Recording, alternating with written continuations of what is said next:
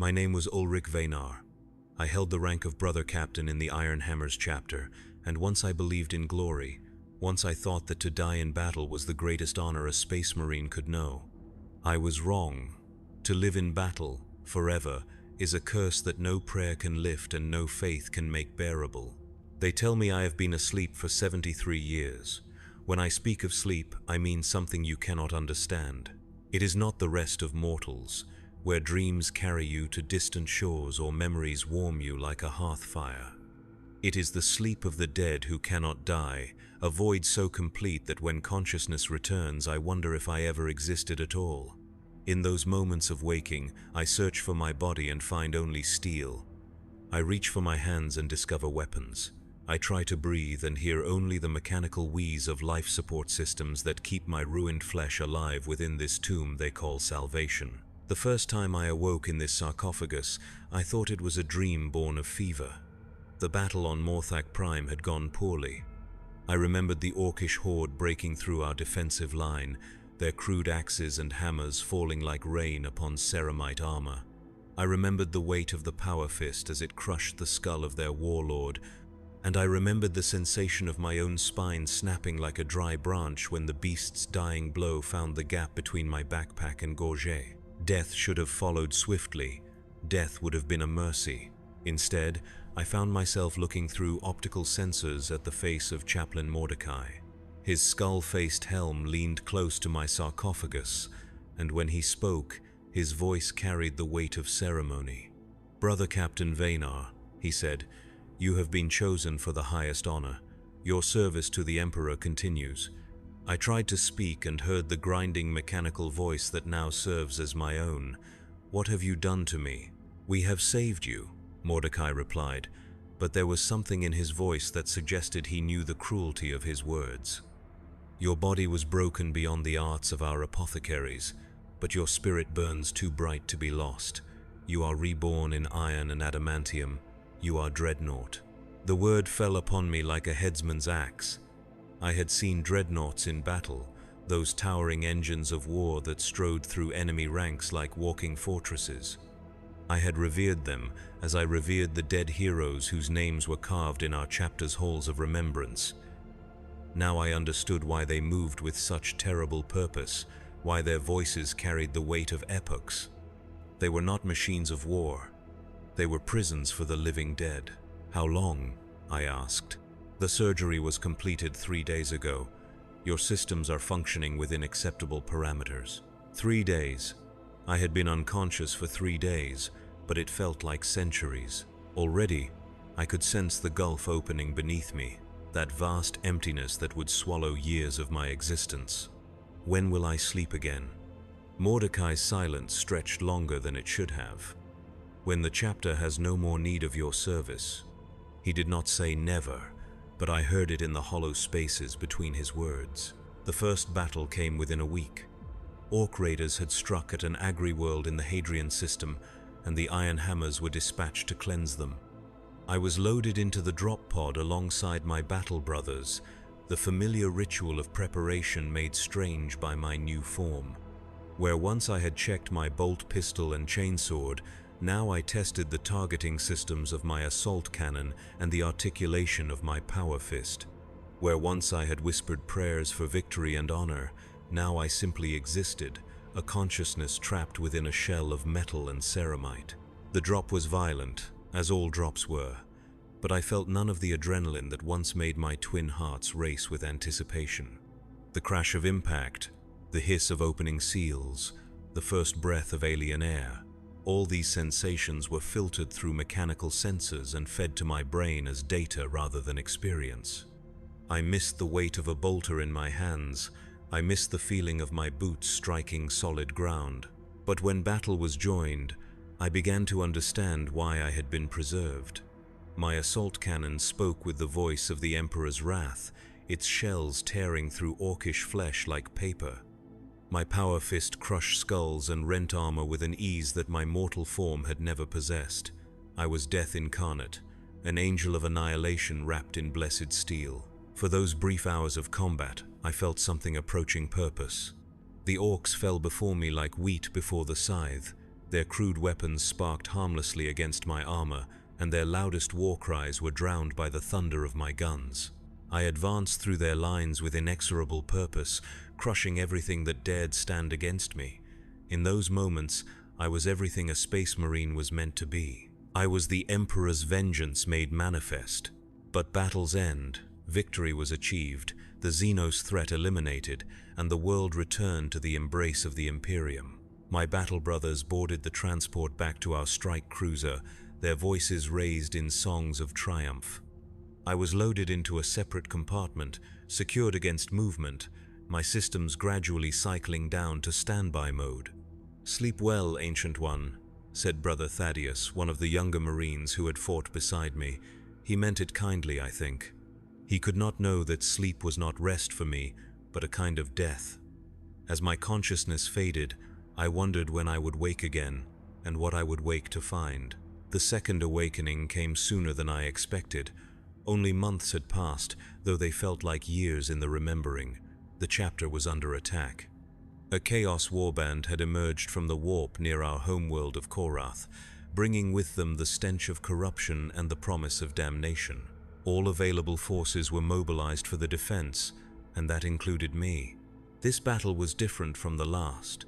Where the orcs had been savage but predictable, these Chaos Marines fought with a cunning that mirrored our own. They knew our tactics because they had once used them. They anticipated our strategies because they had once planned them. Worse still, they knew our weaknesses, for they had once shared them. I found myself locked in combat with a Chaos Dreadnought, a thing of rusted iron and screaming demonic faces. Its pilot had once been a space marine like myself, but corruption had twisted him into something monstrous. As our weapons clashed and our armor sparked, I heard his voice crackling through vox speakers corroded by centuries of malice. "Do you see what you have become, loyalist?" he hissed. "A ghost in a shell, a soul in chains. You think you serve the Emperor, but you serve only the machine that has devoured you." I crushed his head with my power fist, silencing his blasphemous words, but they echoed in my mind long after his form had ceased its thrashing. Was this what I was becoming? A thing more machine than man, held together by duty and desperation? I pushed the thought aside and continued the battle, but seeds of doubt had been planted in soil too fertile for such dark growth. The Chaos forces were eventually driven back into the warp from whence they came, but not before they had inflicted grievous casualties upon our chapter. Many of my battle brothers lay dead, their gene seed harvested by the apothecaries for future generations. I attended their funeral rites, standing silent vigil over their pyres as flames reduced flesh and bone to ash and memory. Chapter Master Corvin delivered the eulogy, his words carrying the weight of centuries. "These brothers have found peace in the Emperor's embrace," he said. "Their watch is ended, their duty complete. They rest now in halls of honor, where pain cannot touch them and sorrow holds no dominion. I envied them. I envied their peace, their completion, their rest. They had died as heroes, their names to be remembered and their deeds to be celebrated. I would live on, trapped in this shell of metal and ceramite, witness to the slow decay of all I had once held dear." After the funeral, I was returned to the depths of the fortress monastery, to the sacred halls where dreadnoughts waited between battles. The chamber was vast and echoing, filled with dozens of sarcophagi in various states of activation. Some hummed with the quiet power of functioning life support, their occupants lost in whatever passed for dreams among the entombed. Others sat cold and silent. Their ancient inhabitants finally granted the rest that had been so long denied them. Brother Ancient Gareth occupied the sarcophagus next to mine. He had been interred for over 4 centuries, and his wisdom was sought by chapter leadership when particularly difficult decisions needed to be made. As my systems cycled down, I heard his voice crackling through the Vox network that connected all dreadnoughts in the chamber. "First battles are always the hardest, young brother," he said, his mechanical voice carrying undertones of something that might once have been warmth. "You still remember what it was like to be flesh and blood. That memory is both blessing and curse. How do you bear it?" I asked. "The isolation? The endless waiting?" "By forgetting," Gareth replied. Each time you wake, you will remember a little less of what you were before. The human memories fade like morning mist, leaving only the warrior's purpose. It is the kindness the machine spirit grants to those who serve it faithfully. His words should have been comforting, but they filled me with dread instead. To forget what I had been was to lose what little remained of Ulrich Venar. Would I eventually become nothing more than a weapon with a soul, a gun that could think but no longer dream? The prospect terrified me more than any enemy I had ever faced. Sleep claimed me again, and this time it lasted longer. When I next awoke, frost covered my sarcophagus and the taste of stale, recycled air filled my olfactory senses. The chamber was darker than I remembered, many of the other dreadnoughts now cold and silent. I tried to contact Gareth through the Vox network, but his frequency returned only static. "Brother Ancient Gareth is at rest," said a voice I did not recognize. One of the other dreadnoughts had spoken, his sarcophagus bearing honors I did not remember seeing before. "His vigil ended 37 years ago. I am Brother Ancient Matthias. Welcome back to the living, Brother Ulrich." 37 years. I had slept for 37 years, and in that time Gareth had finally been granted the peace of true death. Part of me rejoiced for him, but a larger part felt the cold fingers of fear closing around what remained of my heart. How many more of my brothers had died while I slumbered? How much of the world I had known had changed beyond recognition? "What have I missed?" I asked. "Much and little," Matthias replied. "Wars have been fought and won. The chapter has recruited new brothers to replace the fallen. The Imperium endures, as it always has and always shall. But the details, the faces, the names, these fade with time. Only the eternal verities remain." I was awakened for another battle, though I no longer remember the enemy we faced or the world we fought upon. The campaigns blurred together in my memory like watercolors in rain. Orcs, Chaos Marines, Eldar Raiders, renegade Imperial forces, it no longer mattered. I had become what I was created to be, a weapon in the Emperor's arsenal, pointed at whatever target required destruction. But with each awakening, I noticed changes. The faces of my battle brothers grew younger and less familiar. The rituals of preparation evolved in subtle ways that spoke of decades passing like days. The very architecture of our ships and fortresses showed signs of modification and improvement, the work of generations of tech marines who had never known me as anything but an ancient one to be revered from a distance. Most disturbing of all were the changes in myself. I found it increasingly difficult to recall specific memories from my time as a flesh-and-blood space marine. The faces of my old squad brothers grew hazy and indistinct. The sound of my original voice became a whisper in my mind, overwhelmed by the mechanical tones that now served as my speech. Even my name began to feel strange and foreign, as if it belonged to someone else entirely. During one awakening, I attempted to access the chapter's archives to research my own history. The records were there, faithfully maintained by the librarians, but reading about Brother Captain Ulrich Venar felt like studying the life of a stranger. Here was a man who had led charges across the battlefields of a dozen worlds. Here was a warrior who had earned the respect of his peers and the fear of his enemies. Here was a hero whose deeds had been deemed worthy of preservation in living iron. But I could not feel the connection between that man and what I had become. The memories were there, locked away in the organic portions of my brain, but they seemed to belong to someone else. It was as if Ulrich Venar had died on Morthak Prime, and something else had awakened in his place, wearing his name like an ill-fitting garment. It was during the siege of Vylthara that I first began to truly understand the horror of what I had become. The planet was a shrine world, its surface covered with vast cathedrals and holy monuments that stretched toward heaven like stone prayers. The enemy was a chaos cult that had wormed its way into the very heart of the planetary government, corrupting the faithful from within until their prayers became blasphemies and their devotion became damnation. I had been awakened for this campaign because my tactical database contained extensive information about urban warfare and siege operations. The tech priests who performed my activation seemed particularly excited by the prospect of deploying me against heretics rather than Xenos, as if the purity of my purpose somehow made their work more sacred. But as I was loaded into the drop pod alongside a squad of tactical Marines, I found myself studying their faces through my optical sensors. They were young, even by Astartes standards, their armor bearing the gleaming perfection of recent forging.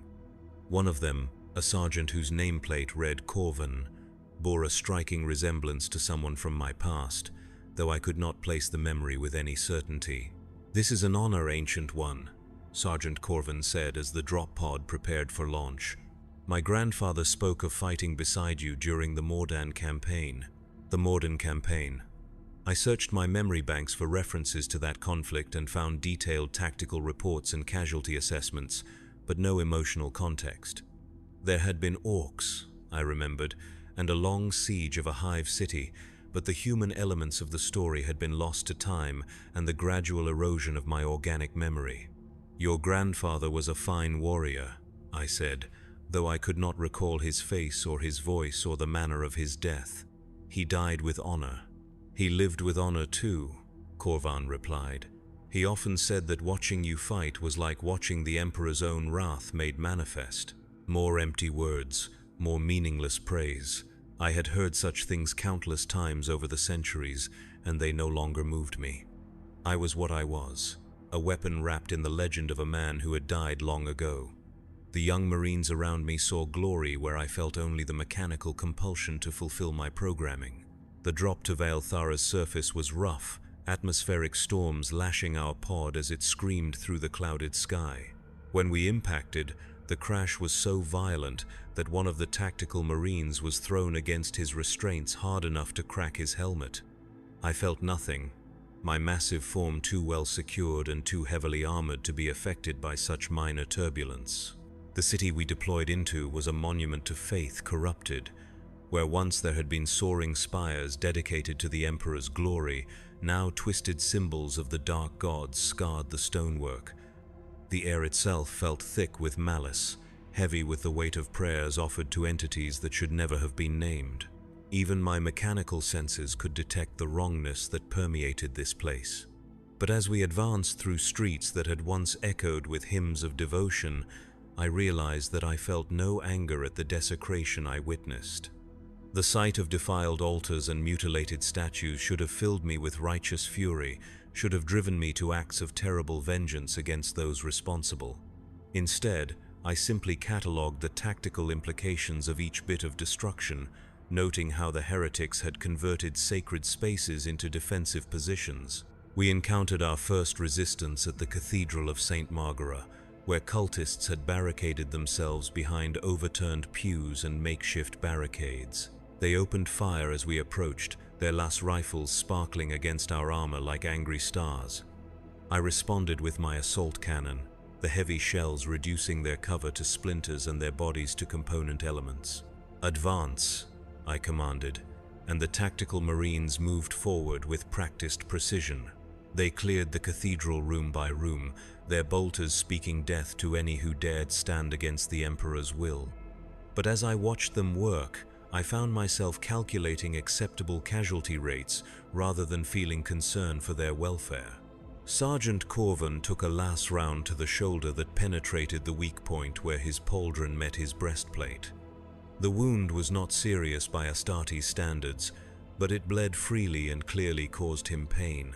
In my former life, I would have felt something at the sight of a brother's injury, some flicker of concern or anger at the enemy who had caused it. Now I simply noted the reduction in his combat effectiveness and adjusted my tactical assessments accordingly. "Are you able to continue, Sergeant?" I asked.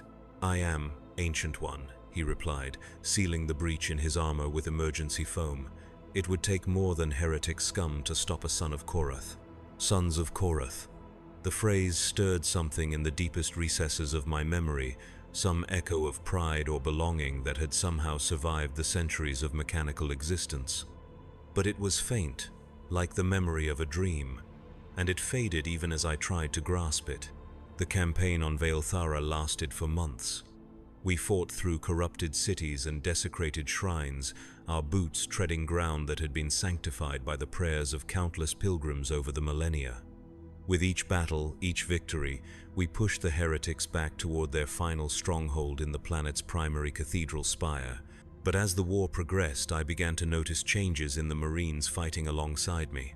The constant exposure to chaos, corruption, the daily witness to blasphemy and desecration was taking its toll on their spirits. They began to perform additional rituals of purification after each engagement, spending hours in prayer and meditation to cleanse themselves of whatever taint they might have absorbed. I felt none of this spiritual burden. The symbols of chaos that drove my brothers to fury or despair registered to me only as target markers, locations to be cleansed with fire and shell. The blasphemous chants that made veteran Marines clamp their hands over their ears were simply noise to me, audio input to be filtered and ignored. I had become immune to corruption not through faith or purity, but through the simple fact that I no longer possessed enough humanity to be tempted. This realization struck me during the final assault on the cathedral spire, as we breached the inner sanctum where the cult's leadership had made their last stand. The chamber was a perversion of everything sacred, its walls covered with sigils that seemed to writhe and pulse in the flickering light. At the center stood a figure that had once been human, now transformed into something that hurt to look upon even through my mechanical senses. The thing that had once been the planetary governor spoke in a voice like grinding metal and breaking glass. "Welcome, servants of the false emperor," it said. "Come, witness the truth that lies beyond the veil of your precious Imperium. See what your devotion has earned you." Sergeant Corvin raised his bolter, but his hands were shaking so badly that he could barely maintain his grip. The other Marines were in similar states, their faith warring with the evidence of corruption that surrounded them. Only I remained unaffected, my targeting systems calmly acquiring the abomination that mocked them with its existence. "I see nothing but another target to be eliminated," I replied, and opened fire. My assault cannon spoke its familiar thunder, heavy shells tearing through the creature's transformed flesh with mechanical precision. It died as all things died when faced with sufficient firepower, its blasphemous existence ended by the simple application of violence. The Marines around me cheered, their faith restored by the sight of evil's defeat, but I felt nothing at all. The campaign ended with the planet's purification, its temples reconsecrated, and its population subjected to the mercies of the Inquisition. Those found pure were allowed to live, while those tainted by corruption were granted the Emperor's peace through bolt and flame. It was just another victory in an endless war, just another world saved from the darkness that pressed in on all sides. But as I was loaded into the transport that would carry me back to my tomb, Sergeant Corvin approached my sarcophagus with something approaching reverence in his posture. He removed his helmet, revealing a face that was indeed similar to someone I had once known, though I could no longer place the memory with any certainty. "Ancient One," he said, "I wanted to thank you for your service during this campaign. Your presence gave us strength when we might have faltered." I looked down at him through my optical sensors, this young warrior who had fought bravely beside me through months of horror and corruption. He was everything a space marine should be, brave and dedicated and filled with faith in the righteousness of his cause. He would probably die in some future battle, his name added to the rolls of honor that no one would remember reading. "You fought well, Corvin," I said. "Your chapter is fortunate to have you." He smiled at that, an expression of simple pride that should have warmed whatever remained of my heart. Instead, I found myself calculating how long it would be before that smile was lost forever, before time and war ground him down into just another entry in the casualty reports. "Will you remember this campaign, Ancient One?" he asked. "Will you remember us?" The question struck me with unexpected force. Would I remember? Already, the details were beginning to fade, subsumed into the vast database of tactical information that constituted most of my memory. The faces of the Marines, the specific battles we had fought, the words we had exchanged, all of it would eventually be reduced to dry statistical data unless I made a conscious effort to preserve it. "I will remember," I lied, because the truth would have been too cruel to speak. But even as I said it, I knew it was false. I would sleep, and when I woke, Corvin would be just another name in the archives, another ghost from campaigns that blurred together into an endless parade of violence and death. The organic portions of my brain that might have retained the emotional context of our interactions were failing, bit by bit, year by year, leaving only the mechanical aspects of memory behind. Sleep claimed me once again, and this time the dreams were different. Instead of the usual void of unconsciousness, I found myself walking through corridors that seemed familiar yet strange. The walls were decorated with battle honors I recognized, but the names beneath them belonged to Marines I had never heard of. When I tried to read the inscriptions more closely, the words seemed to shift and blur, as if my very attention was enough to make them fade away. I walked until I came to a chamber I knew I should recognize, though I could not place it in any specific memory. Standing in the center was a figure in power armor, his back turned to me as he studied a tactical display. When he turned around, I saw my own face looking back at me, but it was a face I had not worn for centuries. "Hello, Ulrich," he said, and his voice was the voice I remembered having before the machines replaced my larynx with Vox speakers. "Who are you?" I asked, though I already knew the answer. "I am who you were," he replied. "I am the man who died on Morthak Prime, the warrior they claim to have saved. I am everything they cut away when they sealed you in that tomb." I tried to speak, but found that my voice had become the mechanical rasp I was used to, harsh and artificial in this place of memories and dreams. "Why are you here?" "To remind you," he said, "to show you what they took when they gave you this eternal half-life.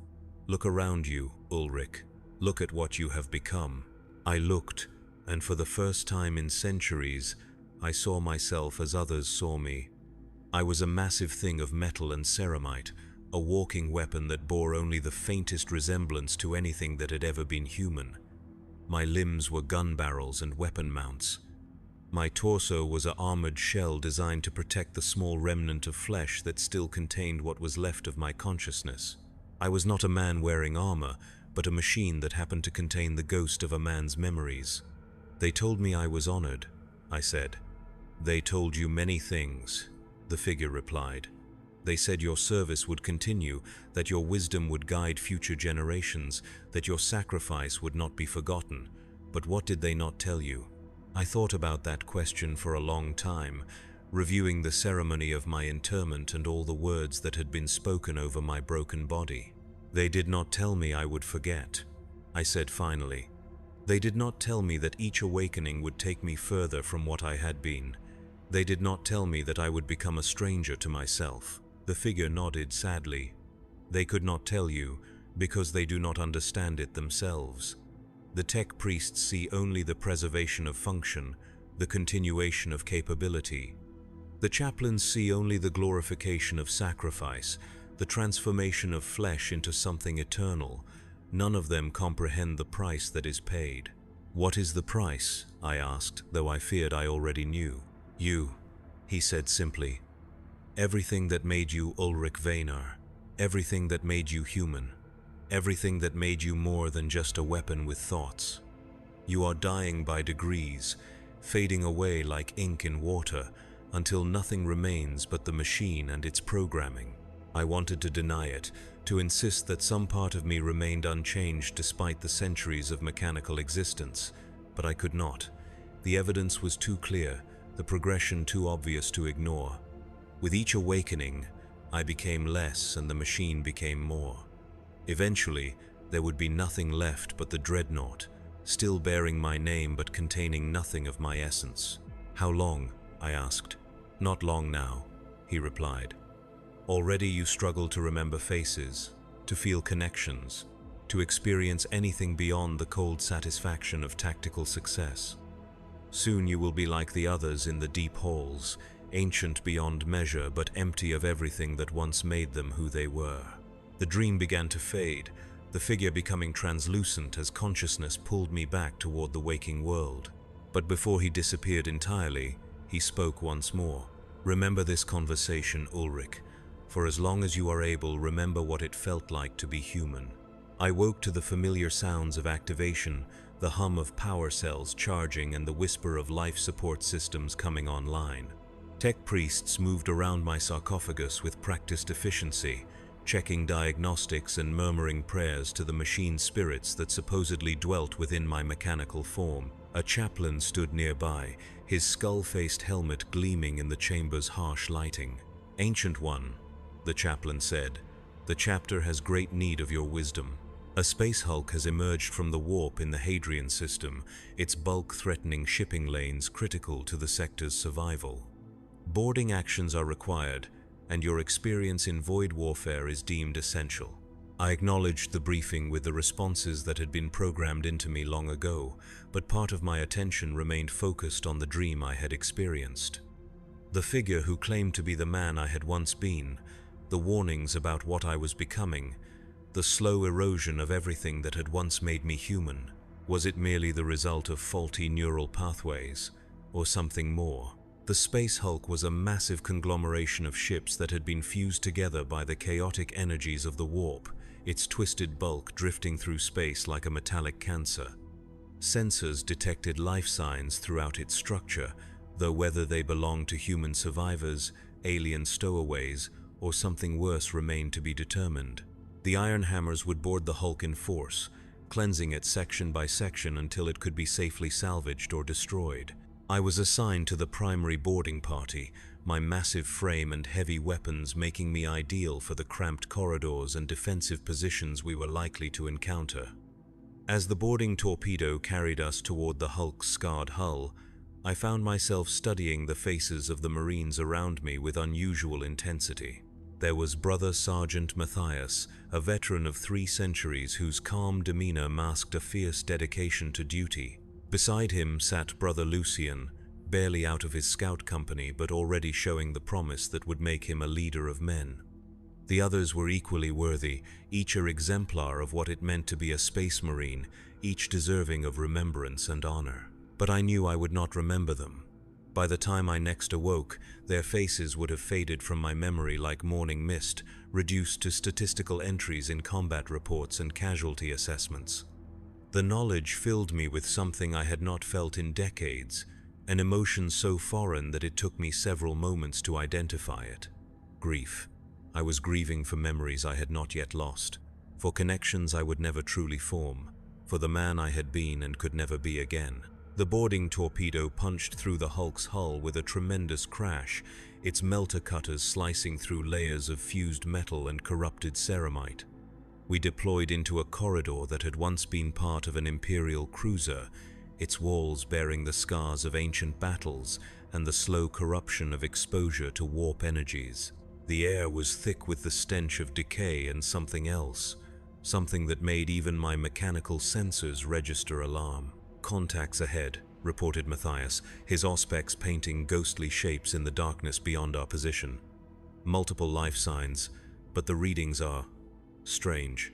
I enhanced my optical sensors and peered into the gloom, my targeting systems automatically cataloging potential threats and calculating firing solutions. What I saw made me understand why the auspex readings were confused. The corridor ahead was filled with figures that had once been human, but the warp had changed them in ways that challenged definition. Some bore extra limbs that writhed with unnatural life. Others had faces that were no longer entirely recognizable as human, their features twisted into expressions of permanent anguish or impossible ecstasy. All of them moved with the shambling gait of those who no longer possessed full control over their own bodies. "Warp touched," I announced, my vox speakers cutting through the humid air of the corridor. "Cleanse them with fire and steel, show them the mercy of the Emperor's peace." The Marines responded with the discipline of centuries, their bolters speaking in unison as they advanced into the horde of twisted humanity. I followed behind them, my assault cannon adding its thunder to the symphony of destruction. The warp-touched fell before us like wheat before the scythe, their corrupted forms unable to withstand the righteous fury of the Emperor's finest. But as I watched the slaughter, I found myself looking more closely at the faces of our enemies.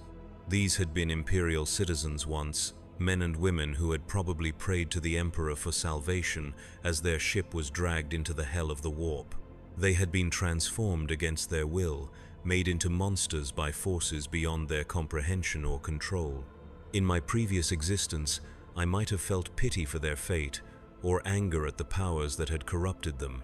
Now I felt only the cold satisfaction of targets eliminated and threats neutralized. Even my capacity for mercy had been reduced to mechanical efficiency, the simple calculation that death was preferable to the alternative. We fought our way deeper into the hulk, clearing section after section of warp-touched humans and the stranger things that dwelt in the darker recesses of the fused ships. Some chambers contained creatures that defied description, beings of living shadow and crystallized screams that attacked with weapons forged from concepts rather than metal. Others held remnants of the original crews, humans who had somehow retained their sanity despite centuries of exposure to warp energies, begging for rescue or death with equal desperation. During one engagement, Brother Lucian was caught by a creature that seemed to be made of liquid metal and malevolent intention. Its touch began to corrupt his armor, the blessed ceramite turning black and beginning to sprout spines and other growths that suggested a deeply unnatural transformation. The young Marine screamed as the corruption spread up his arm, his pure flesh beginning to bubble and change under the influence of chaos. I responded without hesitation, my power fist crushing the creature and my flame projectors bathing the area in purifying fire. But I was too late to save Lucian from the taint that had already taken hold.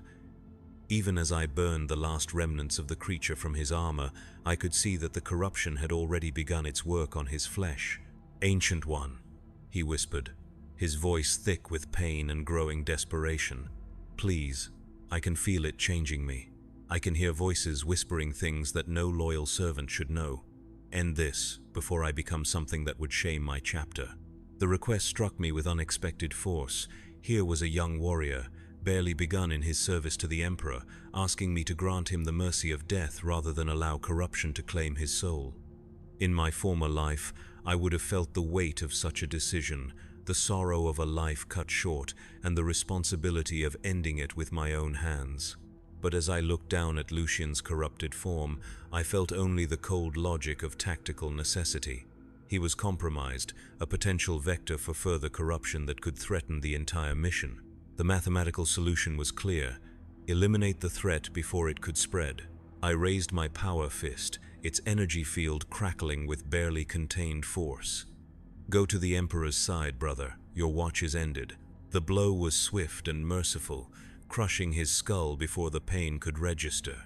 Brother Lucian died with a warrior's dignity, his gene seed recovered by the apothecary for future generations to carry on his legacy. But as I watched his lifeblood pool on the corrupted deck plates, I realized that I had felt nothing during the act. No sorrow, no anger, no sense of loss at a promising life ended before its time. I had become exactly what they had made me, a weapon that could think but could no longer feel. The mission continued for weeks, our forces slowly clearing the hulk section by section while tech marines worked to determine whether any part of it could be salvaged for Imperial use. We encountered enemies ranging from feral humans driven mad by warp exposure to creatures that seemed to exist partially outside normal reality, beings of pure malice given temporary form by the chaotic energies that permeated the hulk. Through it all, I performed my function with mechanical precision. I identified threats, calculated optimal responses, and eliminated targets with the efficiency that centuries of warfare had bred into my systems.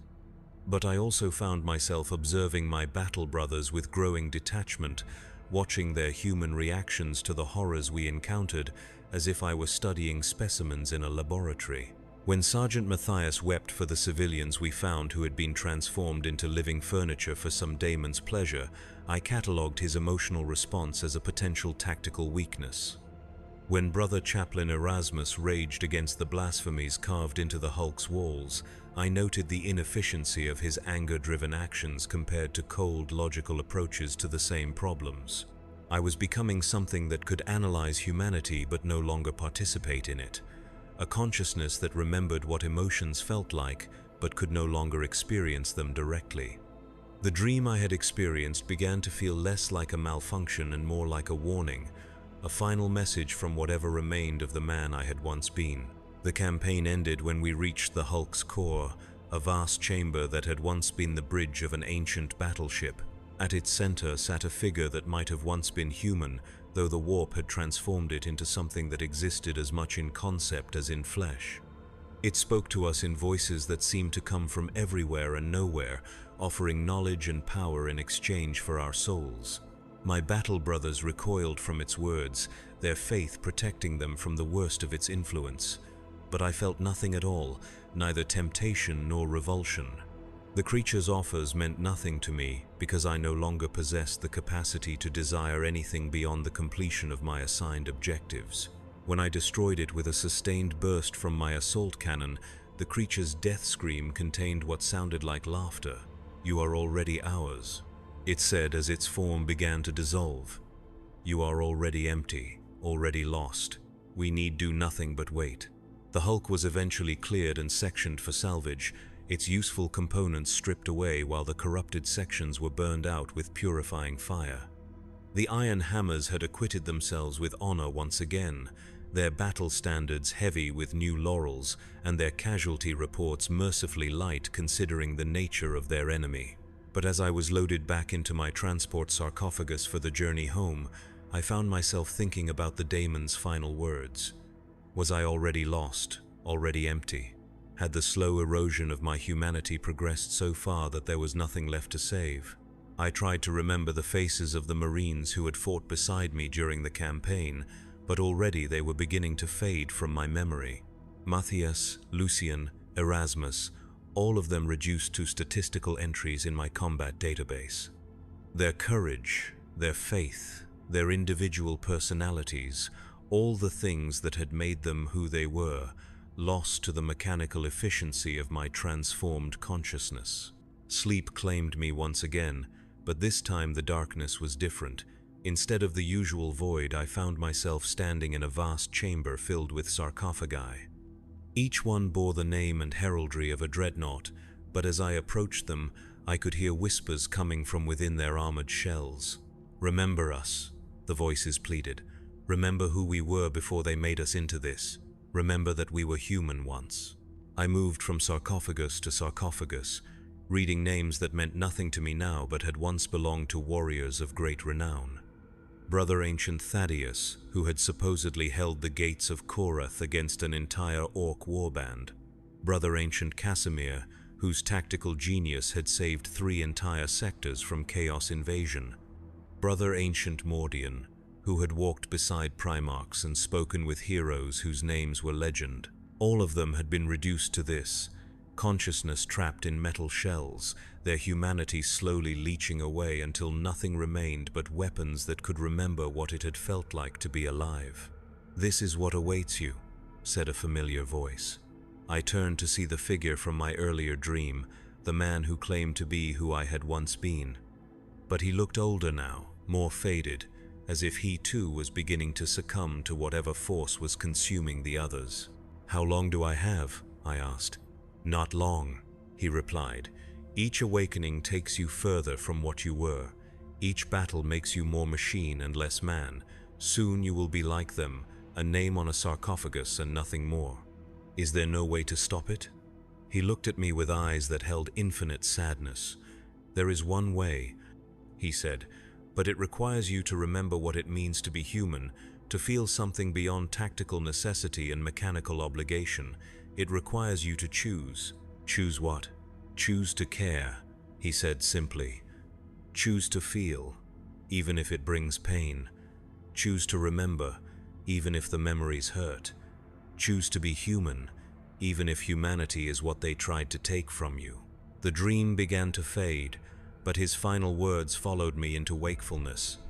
"The choice is yours, Ulrich, but choose quickly, before there is nothing left to choose with."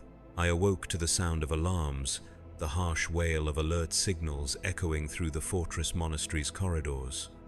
My activation sequence was rushed, tech marines working with desperate efficiency to bring my systems online while chaplains muttered hurried prayers over my weapons and armor. Something was wrong, terribly wrong, and I was needed immediately. "Ancient One," said Chapter Master Corvin, his voice tight with strain as he delivered my briefing, "our homeworld is under attack." A massive chaos fleet has emerged from the warp, led by the traitor warband known as the Iron Skulls. They have declared their intention to claim our chapter's sacred relics and corrupt our gene seed for their foul purposes. The Iron Skulls. I searched my memory banks for references to that warband and found fragments of intelligence reports and tactical assessments. They were fallen Marines, once loyal servants of the Emperor who had been corrupted by the very forces they had sworn to fight. Their leader was a being known only as the Ravager, a former chapter master whose tactical brilliance had been perverted into an instrument of chaos. "What is my deployment?" I asked. "The main courtyard of the fortress monastery," Corvin replied. "Our defense depends on holding the central approach, and your firepower will be essential to breaking their advance. The chapter's survival may depend on your service, Ancient One." As I was moved to my deployment position, I found myself looking at the fortress monastery with eyes that seemed newly opened. This was my home, the place where I had been reborn as a warrior of the Emperor. Its walls had sheltered generations of iron hammers, its halls had echoed with the prayers and songs of countless battle brothers. For the first time in centuries, I felt something stirring in the depths of my consciousness, something that might have been attachment or even love. This place mattered. The Marines who defended it mattered. The legacy they represented mattered. The enemy came with the fury of the damned, Chaos Marines in black and crimson armor, advancing through the smoking ruins of the outer defenses. At their head strode a figure in Terminator armor whose presence seemed to darken the very air around him, whose voice carried across the battlefield like a physical force. The Ravager. Even through my mechanical sensors, I could feel the weight of his malevolent attention as his gaze fell upon me. When he spoke, his words carried the authority of a being who had once commanded the loyalty of hundreds of space marines.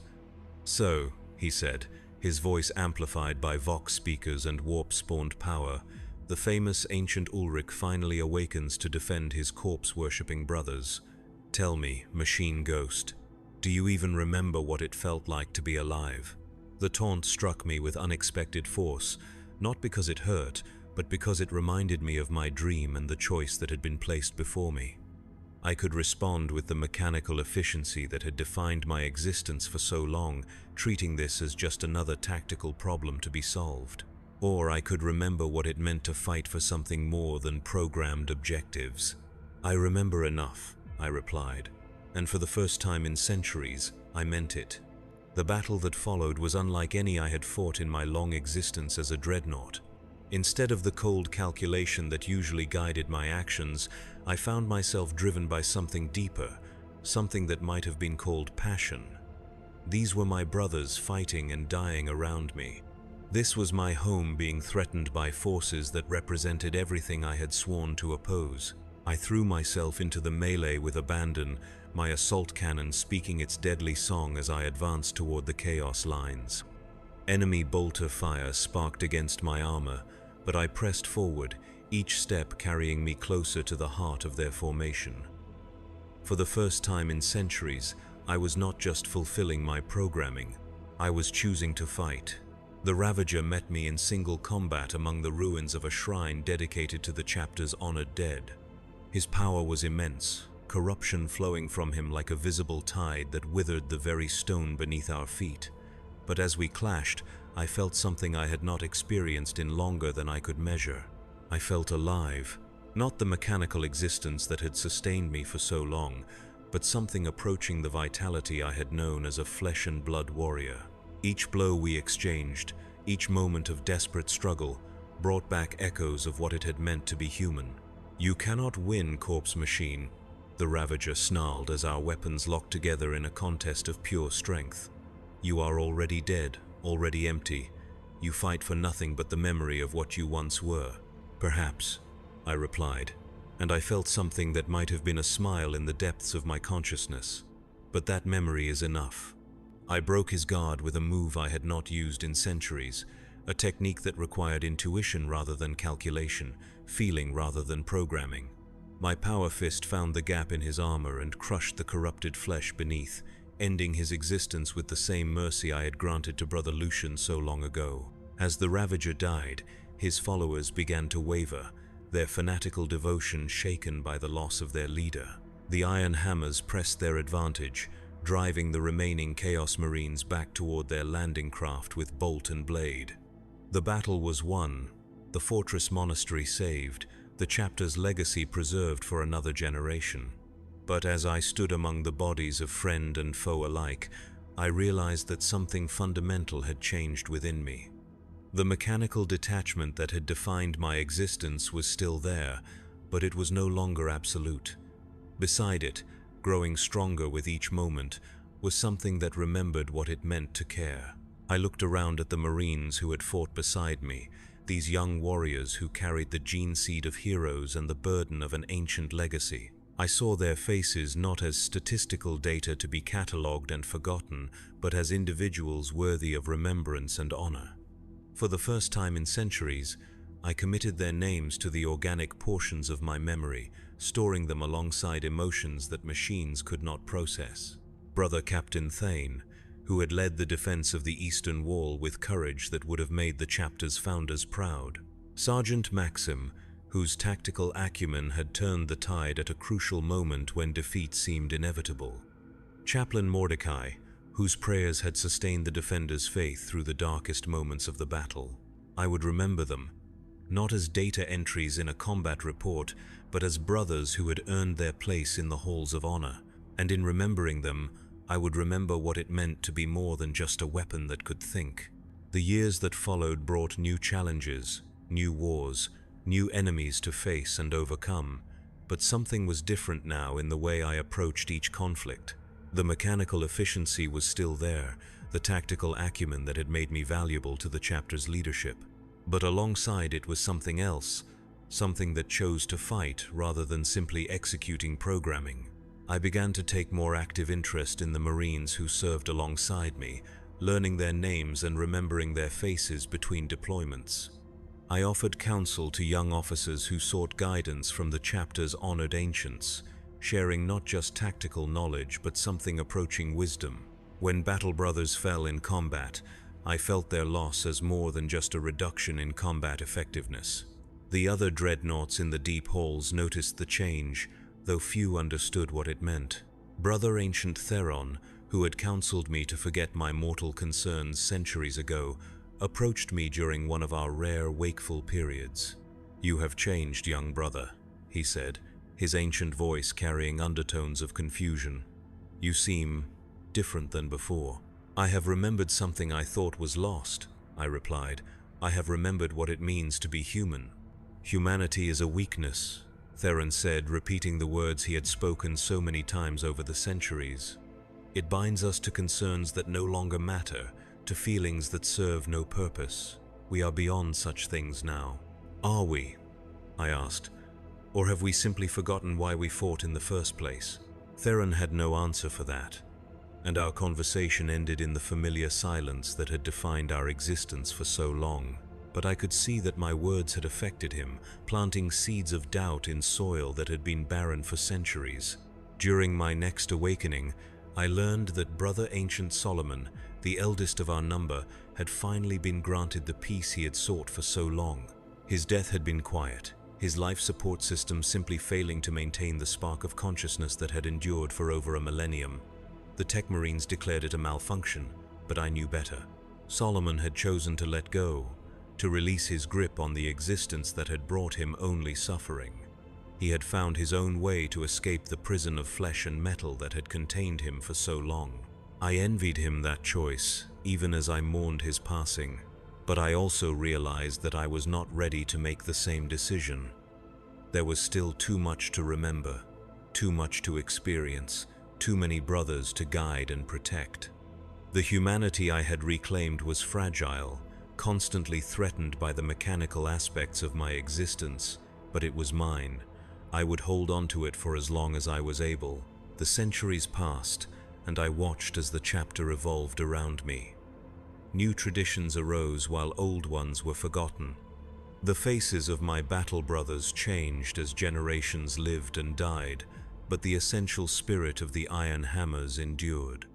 Each time I awakened, I made the conscious choice to care about what I found, to invest emotional significance in the bonds of brotherhood that connected me to these warriors. It was not easy. The mechanical aspects of my existence constantly pulled me toward the cold efficiency that had once defined my every action. The organic components of my brain continued to deteriorate, taking with them memories and emotions that could never be recovered.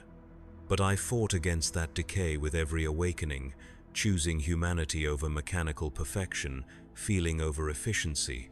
During the campaign against the Tyrannid splinter fleet designated Kraken's Spawn, I saved the life of a young assault marine whose name was Corvin.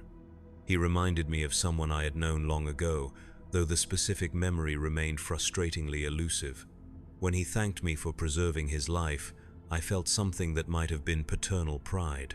"Serve the chapter well," I told him, and for the first time in centuries the words carried genuine meaning. "I will, Ancient One," he replied. "I will make you proud." Proud. The concept should have been alien to a being who existed primarily as a weapon system, but I found that I understood it perfectly. I was proud of this young Marine, proud of his courage and his dedication, proud to serve alongside him in the Emperor's name. When the campaign ended and I was returned to my tomb in the deep halls, I carried that pride with me into the darkness of sleep. It was a small thing, perhaps insignificant in the vast scope of the galaxy's endless wars, but it was mine. It was human, it was real. I awoke for what would be my final battle on a world whose name I never learned, facing an enemy I could not identify.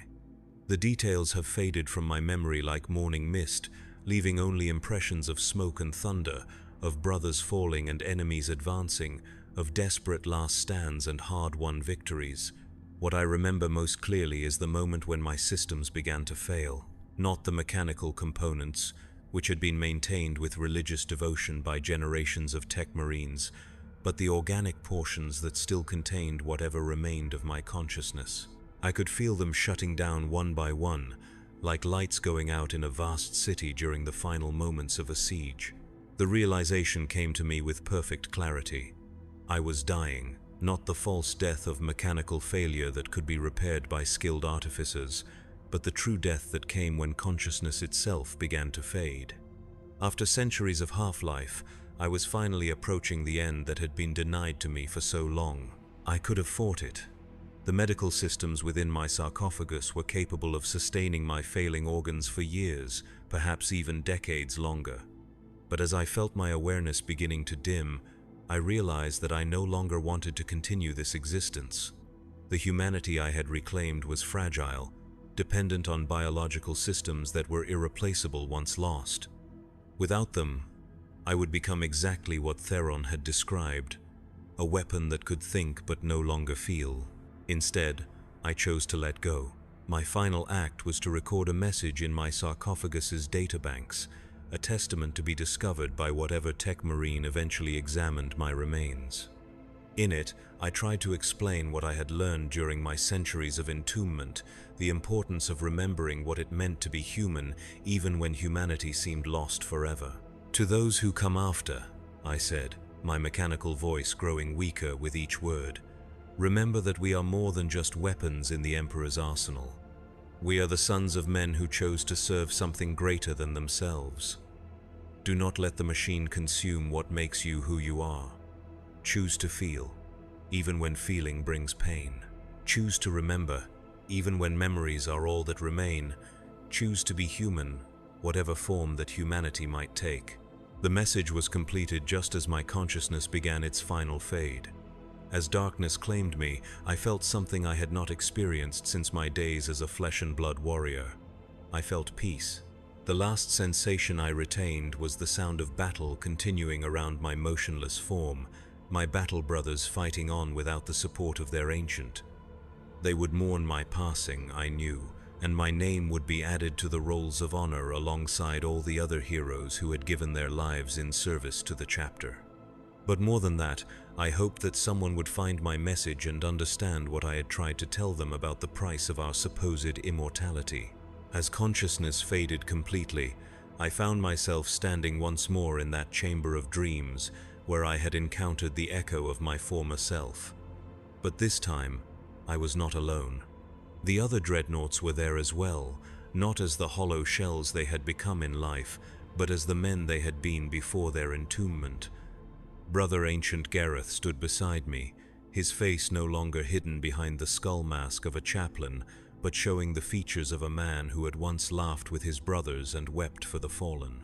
"Welcome, Ulrich," he said, and his voice was warm with something that had been absent from his mechanical speech for centuries. "Your watch is ended." Around us, the other ancients nodded their acknowledgement, their faces showing the peace that had been denied to them for so long. Solomon was there, looking younger than he had in life, the weight of millennia finally lifted from his shoulders. Theron stood nearby, his rigid dogma replaced by the quiet satisfaction of a duty finally completed. "I remember now," I said, and the words came easily, without the mechanical rasp that had defined my speech for so long. "I remember what it felt like to be human." "As do we all," Gareth replied. "The machine could preserve our consciousness, but it could not preserve our souls.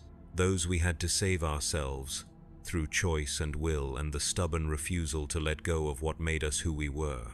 I looked around at these warriors who had served so long and suffered so much, and I understood that their sacrifice had not been meaningless.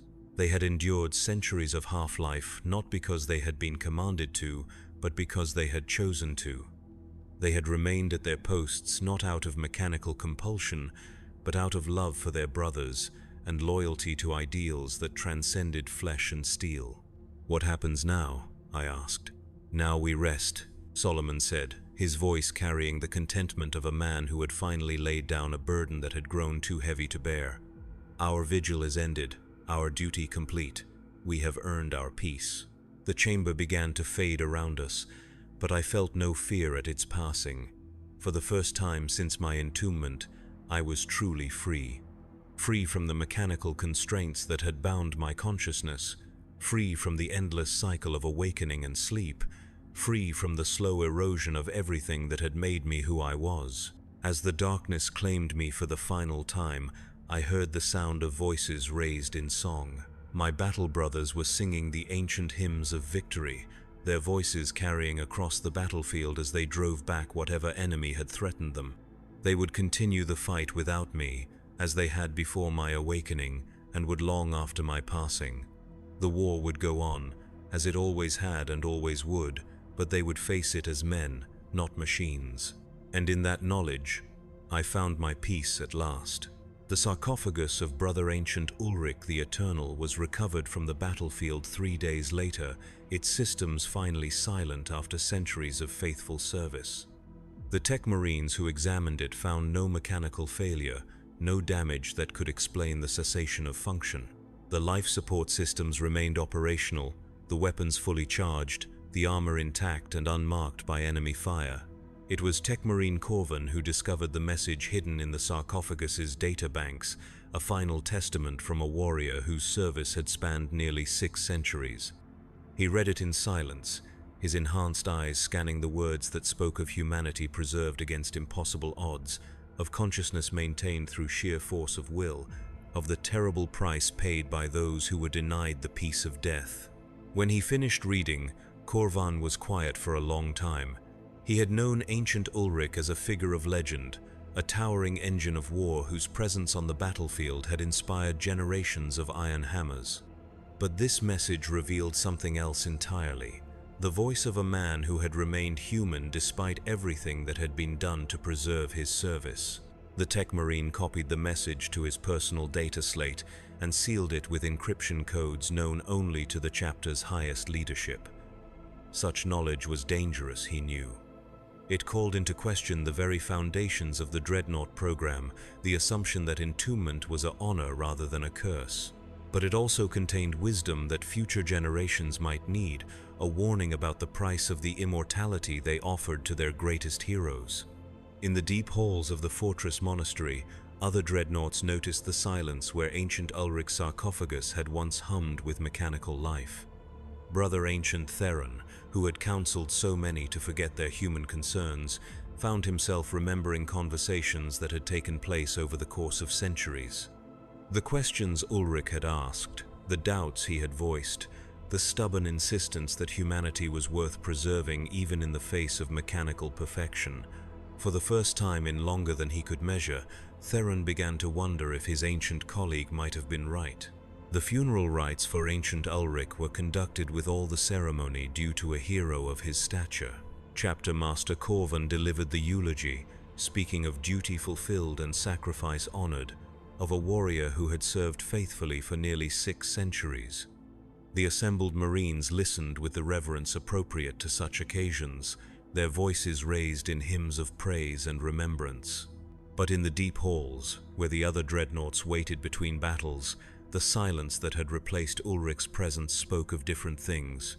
It spoke of rest finally earned, of peace finally granted, of a vigil that had lasted long enough. For those with the wisdom to hear it, that silence contained more truth than all the words of praise that echoed through the fortress monastery's halls. The Iron Hammers continued their service to the Emperor as they had for millennia and would for millennia to come. New recruits took the place of the fallen, new battles tested their courage and their faith, new threats emerged from the darkness between the stars. The great wheel of war turned as it always had, grinding forward with inexorable purpose. But in the chapter's archives, sealed away from all but the most trusted servants, a message waited for whatever future might have need of its warning. It spoke of the horror that lay hidden within their greatest honors, of the price paid by those who were denied the peace of death, of the choice that every consciousness must make between the cold perfection of the machine and the flawed beauty of human feeling. And somewhere in the vast darkness of the void, in whatever realm awaited those who had finally laid down their burdens, the spirit of a man named Ulrich Venar rested at last.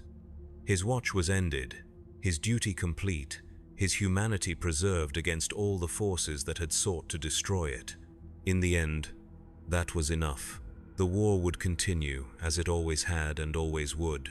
Heroes would rise and fall, victories would be won and lost.